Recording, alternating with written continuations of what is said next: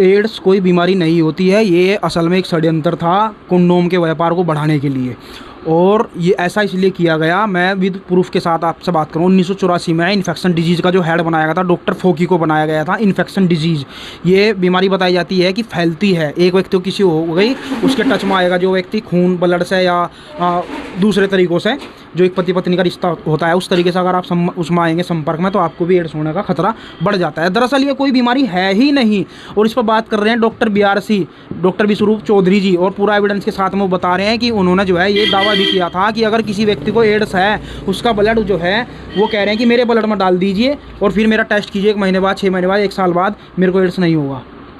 ये दावा किया है डॉक्टर BR सिन्हा। और ये वाकई ही जो है आपको समझना है ये खेल क्या था, मैं खेल आपको समझाऊंगा। ये खेल जो था ये उद्योगपतियों का एक खेल था कंडोम के व्यापार को बढ़ाने के लिए, और जो आपके बच्चे घरों से बाहर जाते हैं शादी से पहले पति पत्नी जैसा रिश्ता उनमें कायम हो सके लड़के और लड़कियों में, और कंडोम की मदद से बच्चे ना हो, इसलिए वो संबंध स्थापित कर सके, पति पत्नी वाला रिश्ता बना सके और आपके बच्चे बिगड़ सके और समाज को, सोसाइटी को और परिवार को पता न लगे, इसलिए ये कंडोम लाया गया। सिर्फ ये कहानी है आपके परिवार को बर्बाद करने के लिए, उजाड़ने के लिए, आपको सड़कों पर लाने के लिए, ये है सच। और कुछ छुटभइये जो सोशल मीडिया पे काम कर रहे हैं पत्रकार बन करके वो लाओ ना ऐसे ऐसे सच निकाल करके दिखाओ, तब हम मानेंगे ना आप लोग हो। हमको कहते हैं कि फर्जी पत्रकार, फर्जी, अरे भैया आ रहा नहीं, मैं रजिस्ट्रेशन कराने से आप ईमानदार पत्रकार नहीं बन जाओगे, ठीक है? नहीं, सच लेकर के आओ, सच पे बात करो तब बात बनेगी। सच क्यों आपके पास है नहीं, रिसर्च करनी आपको सिखाई नहीं, दिमाग है नहीं आपके पास, आप तो वो काम करो जो सरकार, नेता और पुलिस वाले आपको कहेंगे, क्योंकि आपका घर चलता है पुलिस से, नेताओं से और जो है राजनेताओं से और सरकारों से। कि नेता आपके चैनल पर आके इंटरव्यू देते हैं, वो नहीं देंगे तो चलेगा ही नहीं आप लोगों का चैनल। तो ये है सच्चाई इन लोगों की। इसलिए आज किसी भी पत्रकार की हिम्मत और औकात नहीं है कि वो समाज को सच बता दे। एड्स कोई बीमारी नहीं है, फर्जी है, बिल्कुल फर्जी।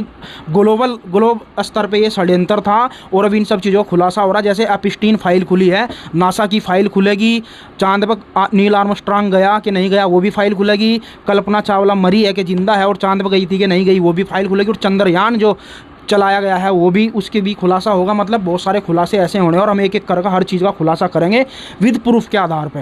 वीडियो ज़्यादा से ज़्यादा शेयर कर देना अगर आप को ये जानकारी अच्छी लगी हो। धन्यवाद। HIV AIDS is fake. HIV AIDS कि HIV से एड्स हो जाता है ना, ये सब अपने बचपन से सुनते आए हैं। 1984 में पहली बार HIV एड्स का प्रोपेगेंडा फैलाया गया।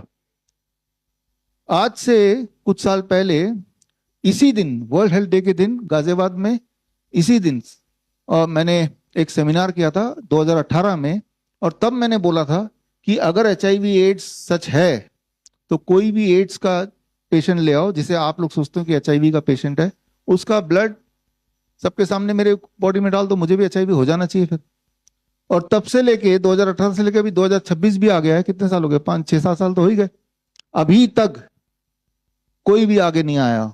मैं आज फिर बोल रहा हूं कि भाई अगर किसी को लगता है, जो लोग मुझे सुन रहे हैं ऑनलाइन लाइव अलग अलग चैनल में लोग सुन रहे हैं, आपके कैमरे के माध्यम से भी लोगों तक मैं पहुंच रहा हूं, कि HIV एड्स अगर सच है तो मैं चैलेंज देने को तैयार हूं, अपने आप को वॉलंटियर करने को तैयार हूं। HIV एड्स का कोई पेशेंट ले आओ, उसके बॉडी से खून निकालो, मेरे बॉडी में डाल दो, फिर मुझे टेस्ट कर लो 1 महीने बाद, 2 महीने बाद, 10 महीने बाद, मुझे भी HIV एड्स हो जाना चाहिए।